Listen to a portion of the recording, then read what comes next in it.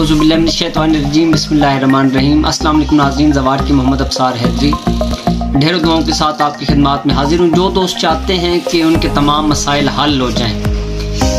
अक्सर औक़ात कई लोग इस तरह के हैं कि जिनके मसाइल इतने बढ़ जाते हैं कि उन्हें समझ नहीं आती कि हमारे ऊपर जादू हो गया है, जिन्नात की वजह से है, तारे की नहूसत की वजह से है। तो इन तमाम चीज़ों के हल के लिए, इन तमाम चीज़ों का एक ही हल है कि आप 3125 मरतबा बाद अज़ नमाज इशा बिल्कुल खलवत के अंदर आप अस्तग़फ़ार का विर्द करें।